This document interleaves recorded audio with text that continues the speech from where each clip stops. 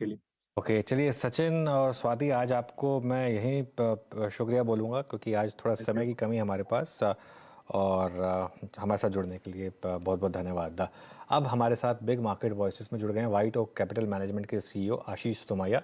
आशीष सोमैया के पास mutual fund industry का काफ़ी लंबा अनुभव रहा है, बड़े बड़े म्यूचुअल फंड की कमान संभाल चुके हैं और अब इस समय एक शायद देश का एक सबसे बड़े फंड हाउसेस में से एक जो बन चुका है वाइट ओक कैपिटल, अब उसके सीईओ हैं आशीष जी। Ashish ji, good morning.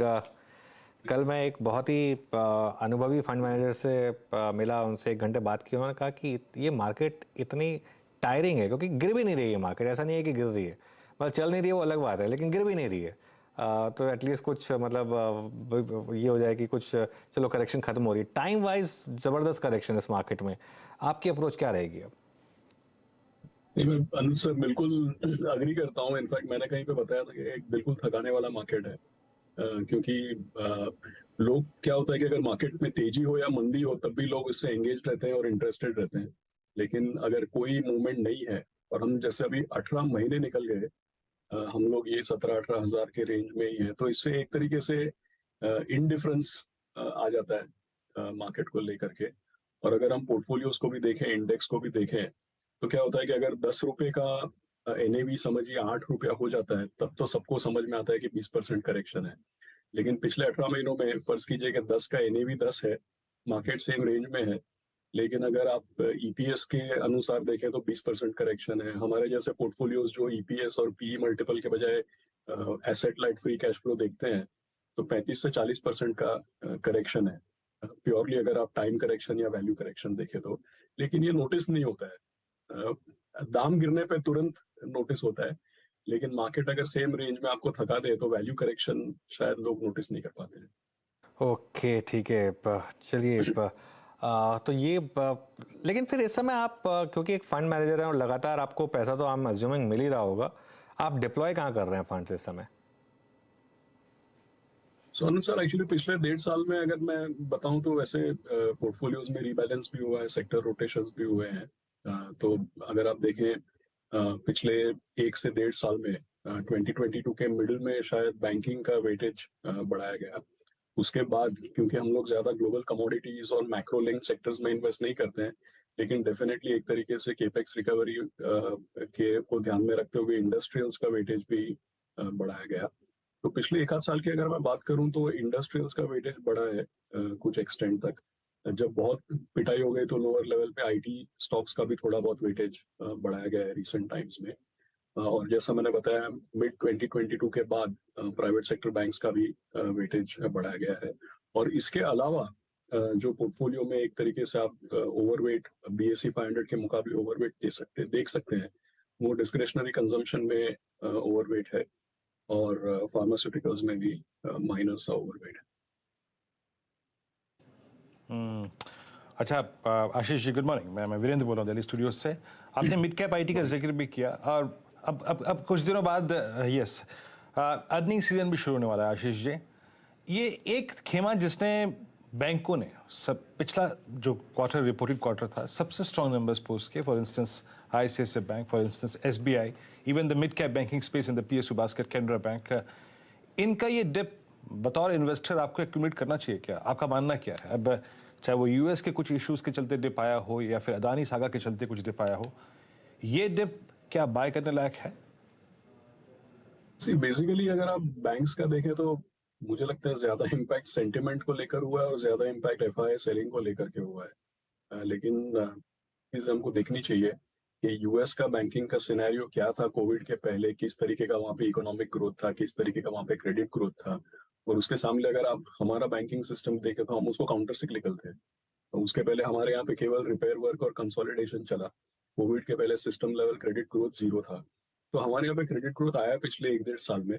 पूरी जो भी पूरा हमारा मार्केट का नुकसान हुआ उसके बाद, कोविड के बाद। तो आई थिंक हम लोग यूएस के इकोनॉमी और यूएस के बैंकिंग सेक्टर के मुकाबले अगर हम क्रेडिट साइकिल, इकोनॉमिक साइकिल देखें तो हम काउंटर सिक्लिकल है। हम लोग कतई उनके बोट में बिल्कुल नहीं है। हाँ, 2007 की अगर आप बात करें तो हम उनके साथ प्रो सिक्लिकल थे, लेकिन इस साइकिल में भी are counter cyclical to them. तो उनके वजह से हमारे मार्केट या स्टॉक मार्केट में एफआई सेलिंग हो रही है, हेडविंडेड है, सेंटिमेंट खराब है, ये सब चीजें हो सकती है, but I don't think fundamental impact है। तो शायद मैंने लंबा जवाब दे दिया आपको, लेकिन डेफिनेटली ये हम लोगों को ऐड करना चाहिए बेसिकली। अच्छा, आपने कहा कि आईटी ले रहे हैं आप, उसकी वजह क्योंकि यहाँ पर कैंप्स डिवाइडेड है। वैल्यूएशन अब कंफर्ट जोन में आ गई है, ये बात मैं मान रहा हूँ, जो एक बहुत बड़ी प्रॉब्लम थी। लेकिन एक हेडविंड है जो यूएस बैंकिंग क्राइसिस है उसको लेकर, या यूएस में रिसेशन आएगा उसको लेकर, इस पर आपका क्या व्यू है? क्या आप थोड़े अर्ली नहीं है इस ट्रेड में, या फिर आप कंफर्टेबल हैं इसमें? सो अनुज सर, एक्चुअली जो मैं आपको बता रहा हूँ पिछले 1-1.5 महीने की बात है, और डेफिनेटली पिछले 1-1.5 महीने में सेंटिमेंट और खराब हुआ है। तो 3 स्टॉक्स ऐसे हैं जो लोअर लेवल्स पे परसेंटेज वेटेज या बेसिस पॉइंट्स वेटेज जो है डेफिनेटली पोर्टफोलियोज में इंक्रीज हुआ है। 2-3 चीजें मैं आपको बताऊंगा इसको लेकर के। आई थिंक एक चीज ये है कि आमतौर पे जब भी यूएस का ये इस तरीके का सेंटिमेंटल इम्पैक्ट आता है, तो फर्स्ट थिंग ये है कि लंबे अरसे तक ये अंडर परफॉर्मेंस ज्यादा, अगर आप देखें सेंटिमेंट को लेकर है, और फंडामेंटल्स को लेकर के इतना ज्यादा इम्पैक्ट नहीं है।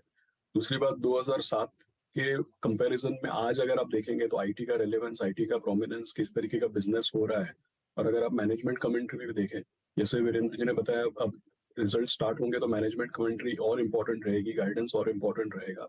लेकिन अगर आप रिसेंट टाइम्स का भी देखें, आप मतलब 2-4 साल पहले की नहीं, 2 महीने, 3 महीने, 6 महीने पहले की अगर आप बात देखें, तो जिस तरीके का नेचर ऑफ वर्क जो मिड कैप आईटी आज कर रहा है वर्सेस जो कई साल पहले था, और नेचर ऑफ एंगेजमेंट जो है कंपनीज के साथ, वो काफी चेंज हो गया है।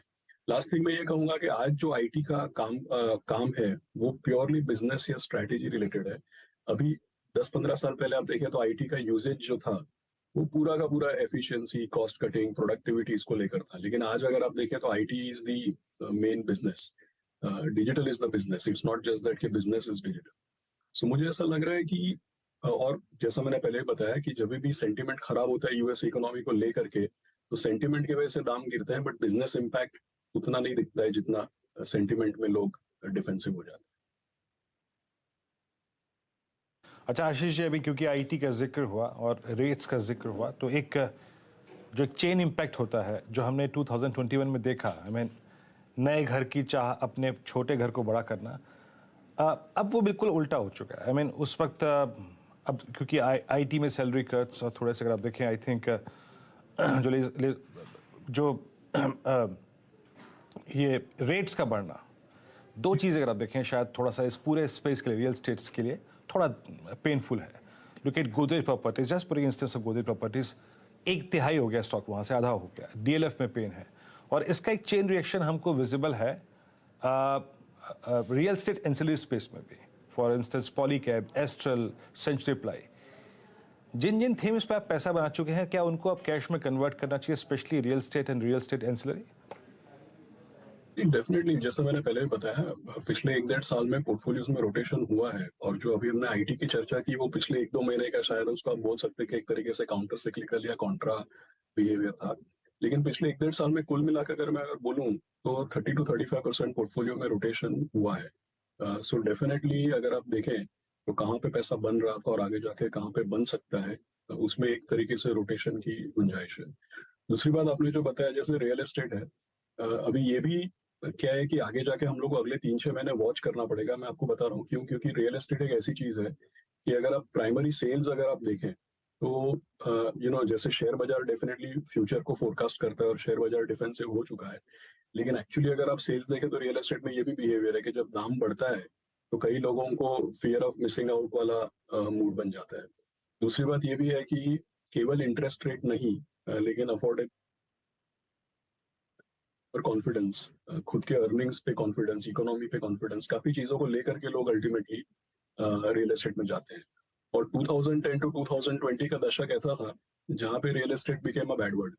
लेकिन पिछले 2 साल में कोविड के बाद रियल एस्टेट के प्राइसेस में इतना अप्रिसिएशन है कि लोगों को ऐसा लग रहा है कि कहीं हमारे से गलती तो नहीं हो रही, कहीं हम मिस नहीं कर जाए इसको। तो एक्चुअली ये एक थोड़ा सा कोनंड्रम है, मेरे पास क्लियर व्यू नहीं है, शायद ये कंफ्यूजिंग भी है। और इंटरेस्ट रेट्स भी अगर आप देखें तो आरबीआई या इंटर बैंक लेवल अगर आप देखें तो लोग ऐसा मानते हैं कि अगले 3-6 महीने में पीक आउट हो जाएगा। और अगर आप फ्लोटिंग रेट्स देखें तो शायद एक आध साल के बाद इसका इम्पैक्ट आपको नजर आएगा। अल्टीमेटली रेट्स भी जिस लेवल पे हैं शायद उस लेवल पे ना रहे। तो आई वुड से इसमें क्लियर व्यू नहीं है। मार्केट डेफिनेटली अंदेशा दे रहा है कि एक तरीके से स्लो डाउन आएगा, लेकिन अगर आप बिहेवियर देखें बायर्स का या न्यूज़ फ्लो देखें तो शायद डिफरेंट व्यू मिलेगा आपको। आशीष जी, शुक्रिया जुड़ने के लिए आपके साथ, अच्छा लगा बात करके आपसे। और अगली बातचीत पे मिलेंगे, उस तब तक के लिए thank you so much. Thank you. चलिए, ये बात होगी मार्केट फंडामेंटल्स की। अब बात कर लेते हैं मार्केट टेक्निकल्स की। केडियानॉमिक्स के फाउंडर सुशील केडिया जुड़ गए हैं हमारे साथ। काफ़ी बिग एंड बोल्ड कॉल्स वो देते हैं। Sushil ji, good morning. पहले इंडेक्स से स्टार्ट करेंगे। क्या व्यू बन